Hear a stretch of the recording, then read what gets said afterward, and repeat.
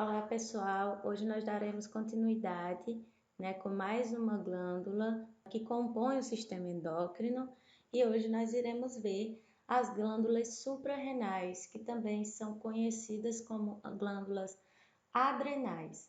As glândulas suprarrenais ou adrenais, a gente já diz as glândulas porque elas são duas, recebe esse nome de suprarrenais porque elas vão se localizar acima dos rins.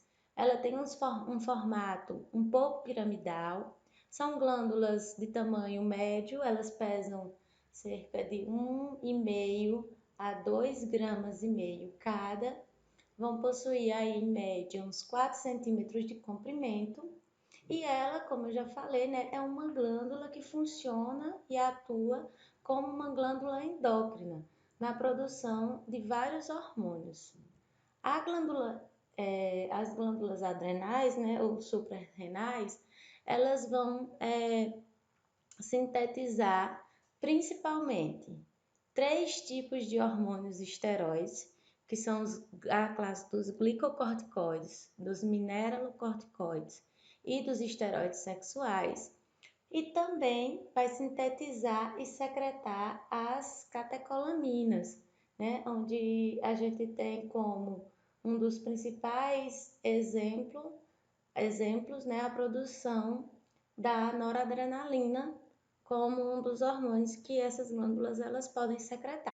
As glândulas adrenais, elas vão ser divididas em duas áreas, a medula e o córtex, certo? A medula é essa parte mais interna aqui, que dá para ser vista na figura, e o córtex, essa parte mais externa.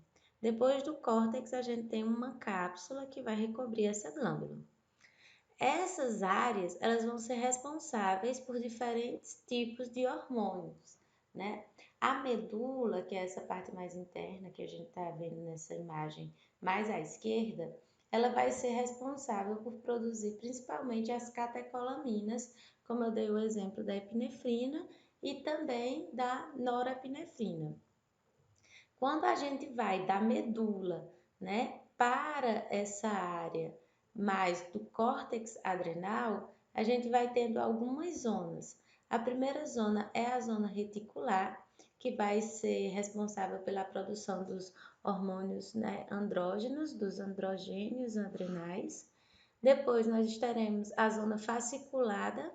Nessa zona fasciculada, que é a maior zona da área do córtex, é onde nós vamos ter a produção dos glicocorticoides, como por exemplo o cortisol, e nessa última parte do córtex, já bem próximo da cápsula, a gente vai ter a zona glomerulosa, que é onde vai acontecer a produção dos mineralocorticoides, E o principal exemplo desses mineralocorticoides é a aldosterona.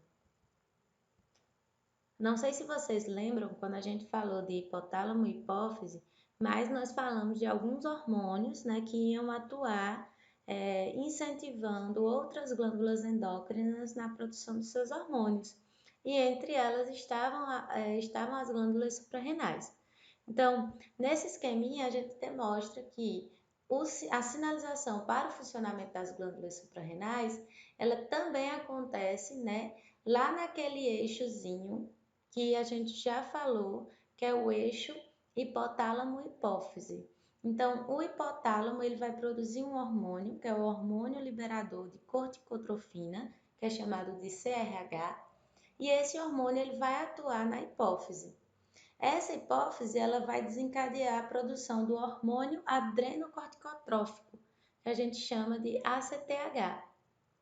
Esse ACTH é o hormônio que vai atuar, lá nas glândulas suprarrenais, as glândulas que a gente já viu que fica ali acima dos rins. E essa glândula suprarrenal, ela vai ser responsável pela produção, certo? De 3 principais classes hormonais, Na classe dos glicocorticoides, nós vamos ter como principal representante o cortisol. Nós vamos ter também a produção dos hormônios andrógenos e vamos ter a produção dos mineralocorticoides e como principal exemplo a aldosterona. Lembrando que o ACTH ele vai influenciar diretamente na produção do cortisol. E é esse cortisol que vai fazer uma sinalização, um feedback negativo para que aconteça, para que pare a produção tanto do hormônio liberador de corticotrofina quanto do hormônio adrenocorticotrófico, certo? É o que vai sinalizar para que aqueles níveis já estão suficientes e aquela glândula ela possa, né, dar uma pausa na produção desses hormônios. Do mesmo jeito, né, que a gente falou da maioria das glândulas endócrinas, é necessário que essa produção, né, desses hormônios pelas glândulas suprarrenais, elas permaneçam em equilíbrio. Quando esse equilíbrio ele falha, né, pende para algum dos lados, nós vamos ter aí alguns distúrbios endócrinos associados. Se esse distúrbio ele acontece, né, de uma superprodução por essas glândulas adrenais, a gente vai chamar de hiperadrenalismo. Se esse distúrbio ele acontece com uma hipoprodução, né, uma diminuição na produção desses hormônios, nós iremos chamar de hipoadrenalismo. E agora nós iremos ver, né, esses distúrbios separadamente atingindo as glândulas suprarrenais.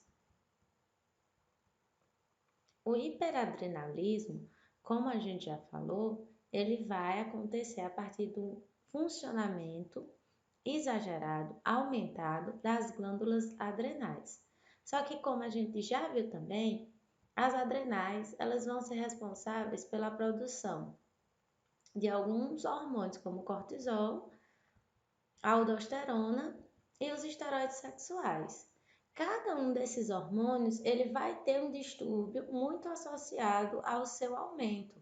Quando a gente fala de um aumento dos níveis de cortisol, nós vamos falar muito da síndrome de Cushing, não é o único motivo, mas é um dos principais. Quando a gente fala do aumento da aldosterona, nós estaremos falando do hiperaldosteronismo, e quando a gente fala, né, do aumento na produção dos esteroides sexuais, nós vamos estar falando das síndromes androgênicas. E agora a gente vai ver cada uma, né, desses distúrbios. O primeiro é a síndrome de Cushing. A síndrome de Cushing, ela vai ser uma síndrome que ela pode ser causada tanto pelo aumento, né, principalmente dos corticoides, de forma endógena ou de forma exógena. A forma endógena mais comum, ela vai estar muito relacionada a uma superprodução do ACTH. Lembra que a gente viu lá que o hipotálamo ele vai incentivar a hipófise a produzir ACTH e o ACTH vai atuar nas glândulas renais, fazendo com que ela produza, né, o ACTH, principalmente o cortisol. Então, se há por algum motivo essa hipófise, né, essa glândula hipofisária, ela estiver aumentando os níveis de ACTH, consequentemente, as adrenais também vai aumentar a produção de cortisol. Como causa exógena, a mais comum está associada à administração de glicocorticoides exógenos, né? Principalmente por pessoas com algumas doenças reumatológicas, autoimune, né, que precisam fazer o uso de corticoides exógenos para o controle dessas doenças. Vocês podem ter visto, acho que vocês ouviram falar da síndrome de Cushing até na disciplina de farmacologia, porque, né, é uma das consequências que pode acontecer ao uso dos corticoides. A síndrome de Cushing, ela também pode causar algumas deformidades, né, algumas mudanças na forma das adrenais, né, nas glândulas suprarrenais. As consequências, né, mais comuns relacionadas a um aumento da produção de cortisol é a hiperplasia difusa, né, que é o aumento como um todo da glândula. Pode acontecer uma hiperplasia com nódulos, né? Esses nódulos eles podem ser macronodulares ou micronodulares, e também pode acontecer, né, de estar havendo um adenoma ou carcinoma das glândulas suprarrenais, o que faria também, né, o que poderia fazer também com que ela aumentasse a produção dos hormônios, incluindo a produção do cortisol. O curso clínico da síndrome de Cushing vai envolver, né, as coisas relacionadas principalmente ao aumento do hormônio cortisol. Então, o cortisol ele é considerado um hormônio de estresse, né? Ele não dura muito tempo na corrente sanguínea. À noite ele é quase zero os seus níveis, porque é para nós estarmos dormindo. Então, durante o sono, os níveis eles diminuem muito. Porém, né, a partir da manhã, quando a gente acorda, os seus níveis eles começam a aumentar. E o cortisol ele vai ter diversas ações no organismo, como, por exemplo, atua no metabolismo dos carboidratos, né? Ele aumenta a gliconeogênese, diminui a utilização de glicose pelas células, né? O gasto de glicose. Isso faz com que o paciente, que a pessoa, o indivíduo, consiga manter níveis altos de glicose na corrente sanguínea. Ele aumenta eritrócitos, né? Por isso que alguns corticoides eles estão inclusos no doping para atletas, né? Alguns não, todos os corticoides, porque eles podem fazer com que aumente a eritrócito e aumente a capacidade de oxigenação sanguínea para esses atletas. Ele atua no metabolismo dos lipídios, ele aumenta o catabolismo de lipídio, aumenta o catabolismo de proteínas. Então, as principais consequências da síndrome de Cushing vai estar relacionada ao aumento desse cortisol, certo? Então, esses pacientes eles podem apresentar hipertensão, eles podem apresentar um ganho de peso, e quando a gente fala desse ganho de peso, está muito relacionado ao aumento da gordura, ele tem uma diminuição proteica muscular, às vezes, né, dependendo de vários fatores, mas ele pode ter o acúmulo de gordura, principalmente na região do abdômen e na região das costas, no dorso. Os corticoides, eles vão ter um efeito, certo, na perda de colágeno e na reabsorção óssea. Então, esse paciente com síndrome de Cushing, ele tende a ter muitas estrias na pele pela perda do colágeno e pode ter alguns problemas ósseos, como a osteopenia. Alguns pacientes começam a apresentar suscetibilidade a infecções, porque o cortisol ele também diminui a imunidade, por isso que os corticoides eles são utilizados para doenças autoimunes, né? A hiperpigmentação, a gente vai já falar dela, né, especificamente, porque ela vai ser apresentada tanto em alguns distúrbios que aumentam o corticoide, quanto em alguns distúrbios que diminuem o corticoide. E o diagnóstico, né, para síndrome de Cushing, ele vai realizar a concentração do cortisol livre na urina por 24 horas, é um dos exames mais utilizados. Pode-se também fazer a dosagem de ACTH e um exame que se chama supressão com dexametasona.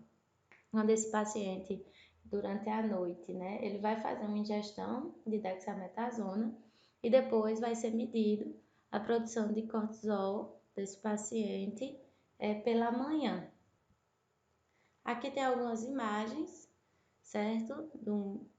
De pessoas, né, que possuem esse distúrbio da síndrome de Cushing.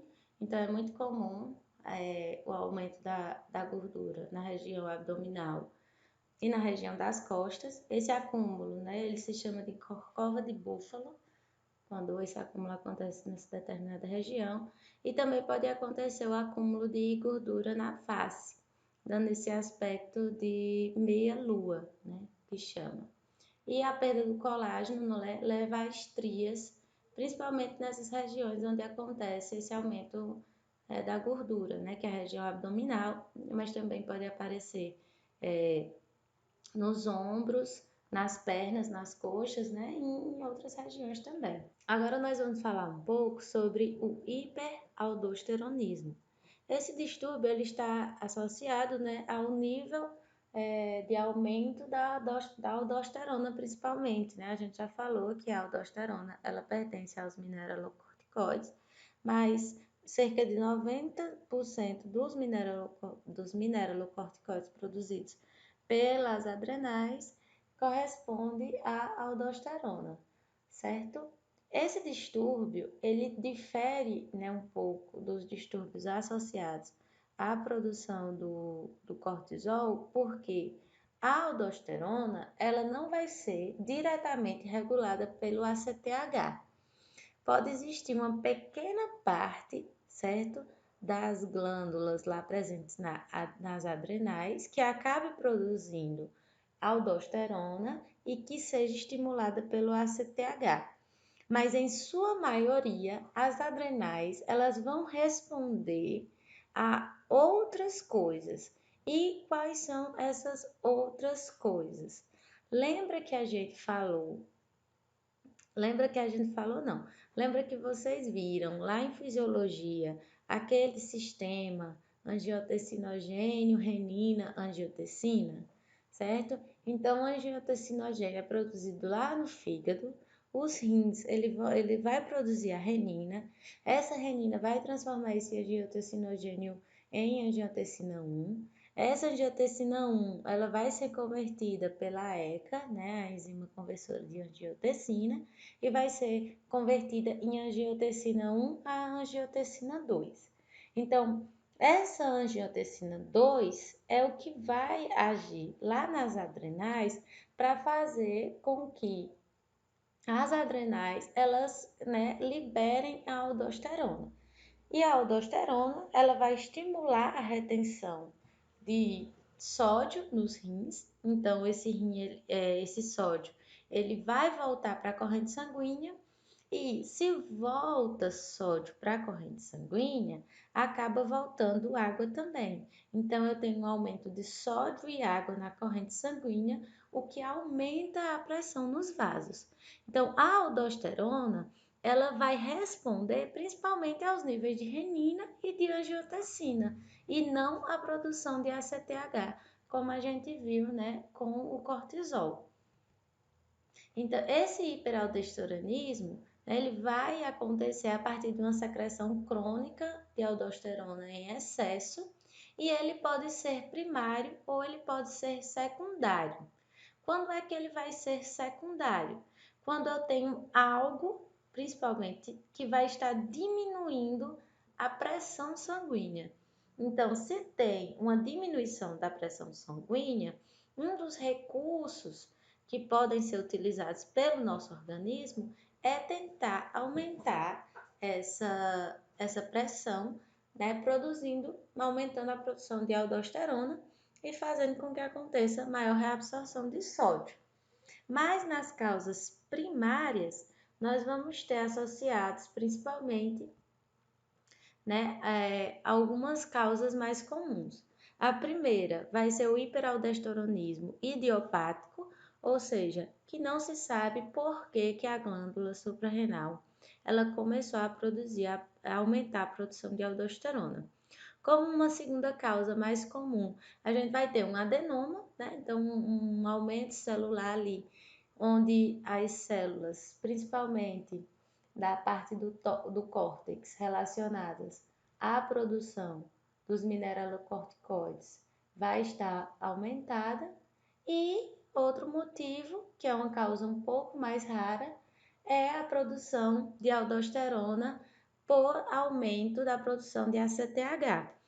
Como eu falei, não é comum que as células produtoras de aldosterona elas sejam estimuladas pelo ACTH, mas pode acontecer de existir algumas células híbridas, certo? Essas células híbridas elas vão ser responsáveis tanto pela produção de cortisol como pela produção de aldosterona. A gente viu ali que as zonas elas ficam bem próximas e a zona que produz o cortisol ela é vizinha à zona glomerulosa, que é a zona que vai ser responsável pela produção da aldosterona.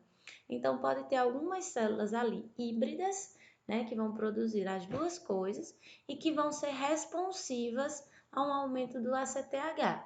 Então, em alguns casos, né, isso pode levar também o aumento da aldosterona. E aí, se aumenta a aldosterona, como a gente já viu, né, isso vai fazer com que saia muito sódio aqui do túbulo renal de volta para a corrente sanguínea e ela também vai fazer com que saia potássio do vaso sanguíneo para o túbulo renal. Então, eu tenho sódio aumentado na corrente sanguínea e tenho potássio diminuído na corrente sanguínea e aumentado na urina.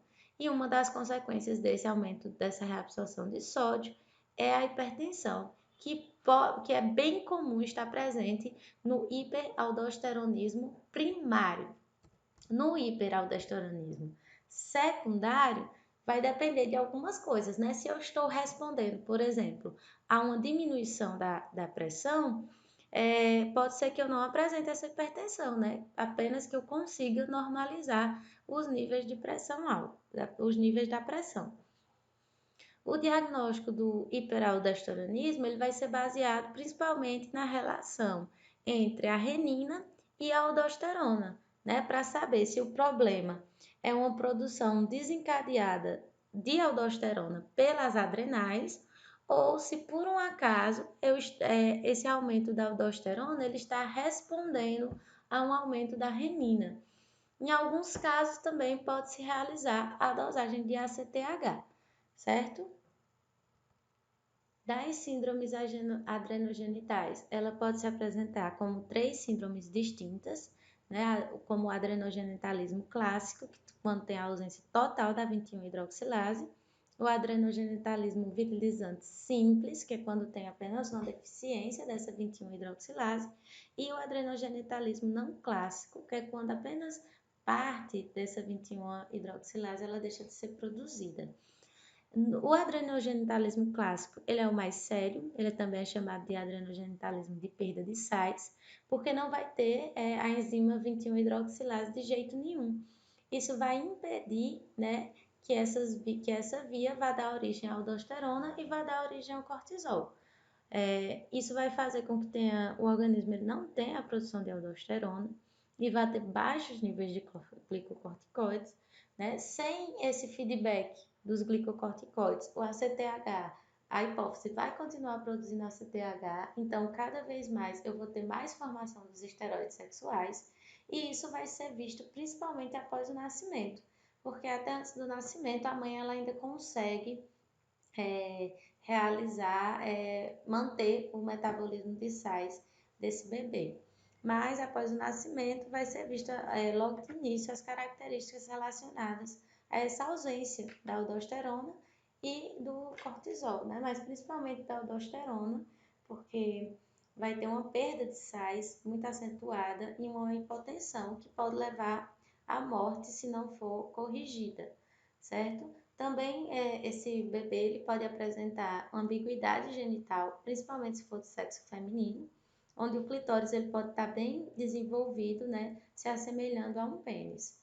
O adrenogenitalismo virilizante simples, vai existir a produção de hidroxilase, só que em menor quantidade. Geralmente essa produção ela consegue manter a produção básica de aldosterona e cortisol, só que não o suficiente para esse cortisol enviar um feedback de parada para a hipófise. Então ela continua a produzir o ACTH, o que vai fazer também com que aumente a via dos esteroides sexuais, que aqui não precisa da 21-hidroxilase. Pode acontecer a ambiguidade genital também, né? Vai ser uma virilização mais progressiva. Então, com o tempo, né, se não for corrigido, mais uma vez vai afetar principalmente as mulheres, né? Então, vai ter aparecimento de pelo em regiões que não deveria, a menina pode começar a apresentar, a criança pode começar a apresentar engrossamento de voz, né? E essas questões mais relacionadas ao aumento da testosterona. E o adrenogenitalismo não clássico vai possuir umas manifestações bem brandas, que quase não podem ser notadas, inclusive para o diagnóstico laboratorial. E essas manifestações, ela inclui o hirsutismo, né? Também vai ser mais prejudicial às mulheres, onde pode apresentar o crescimento de pelo em regiões onde não é comum, né? Em pessoas do sexo feminino, que é, por exemplo, na região da barba, nas costas e nos peitos, né? Não é comum que a mulher apresente. Também pode acontecer o engrossamento da voz, pode apresentar acne e algumas irregularidades menstruais. Agora a gente vai falar um pouquinho sobre o hipoadrenalismo, que é quando essas glândulas elas trabalham a menos, né, de forma diminuída.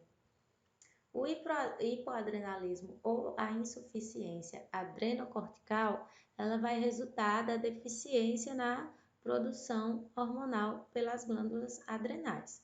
Ela pode ser primária. Quando ela é primária, ou seja, quando acontece, né, algum distúrbio genético ou autoimune, ou até mais dificilmente infeccioso, que faz com que as adrenais diminuam a sua produção, a gente chama de doença de Addison. Mas ela pode acontecer de forma secundária, e quando ela acontece de forma secundária, está muito ligado a algum, principalmente a algum tumor, né, mas alguma doença a nível de hipotálamo ou hipófise, que vai fazer com que aconteça pouca produção do ACTH. Se tem pouca produção do ACTH, as adrenais elas vão, né, trabalhar de forma mais lenta e aí diminuir a produção dos seus hormônios. Essa diminuição ela vai acontecer, né, de uma forma geralmente geral, principalmente na doença de Addison, e ela vai atingir tanto a diminuição da produção de cortisol, quanto de aldosterona, quanto dos esteroides sexuais. A diminuição do cortisol, né, vai levar algumas características, como principalmente a hipoglicemia e a perda de peso. Na aldosterona, vai se diminuir a reabsorção de sódio, né? Isso vai fazer com que leve-se ao aumento da excreção renal, tanto de sódio quanto de água, e isso pode levar a uma desidratação extrema, que pode levar até a um choque hipovolêmico. A aldosterona também diminuída vai fazer com que aconteça uma secreção de potássio diminuída na urina e que esse potássio, né, ele aumente na corrente sanguínea, e isso pode causar problemas na despolarização das células cardíacas e pode levar a uma insuficiência do coração, né, uma insuficiência cardíaca também. A diminuição dos esteroides sexuais pode levar à diminuição do interesse sexual e diminuição da pilificação corporal. Essa diminuição da pilificação corporal geralmente é mais percebida nos homens, né? Porque é mais da região da barba, do peito e das costas. Algumas coisas que podem estar associadas, né, à doença de Addison, mas também pode estar relacionada por exemplo, a síndrome de Cushing e alguns problemas de aumento da produção de cortisol, dos esteroides sexuais, é a hiperpigmentação. Por quê? Eu coloquei essa imagenzinha aqui para vocês. Antes do ACTH, ele ser ACTH, ele é antes essa molécula aqui, que é a proopiomelanocortina, certo? Essa proopiomelanocortina, ela vai dar origem ao CTH, à beta-lipotropina e ao gama-MSH. Essa molécula, né, de MSH, ela vai atuar estimulando os melanócitos a produzirem melanina. Então, eu tenho duas situações. Se eu tenho algum distúrbio que leva a produzir ACTH demais, né, vai acabar, para eu produzir ACTH, eu preciso produzir essa proopiomelanocortina. Então, como esse é um precursor comum também ao MSH, quanto mais a produção de ACTH é estimulada, eu acabo produzindo também muito MSH, que vai estimular muito o melanócito. Então, vamos pensar aqui.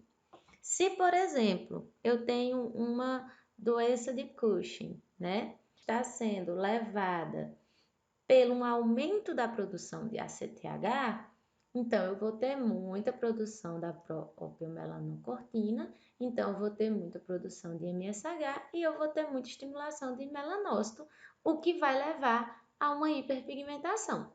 Então, distúrbios que aumentam A produção de ACTH, né, leva à hiperpigmentação. Só que aqui eu estou falando de um hipoadrenalismo, certo?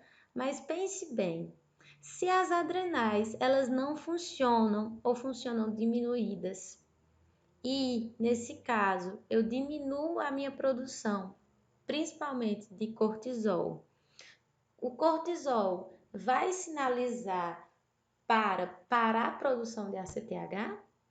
Não. Então eu vou continuar tendo a produção de ACTH, porque no caso o problema aí não é o ACTH que não está sendo produzido, é a minha glândula adrenal que não está conseguindo, né, produzir os seus níveis hormonais a partir daquele ACTH. Então, nesse caso, eu vou continuar produzindo ACTH para tentar manter os níveis de produção das adrenais, só que como consequência dessa produção de ACTH, eu também produzo o MSH, que vai atuar no melanócito, né, fazendo com que ele produza mais melanina. Algumas partes do corpo, elas tendem a aumentar mais essa produção, como por exemplo, as mucosas da boca, as costas, a face, os mamilos, certo? Também pode acontecer um aumento dessa hiperpigmentação nas regiões genitais.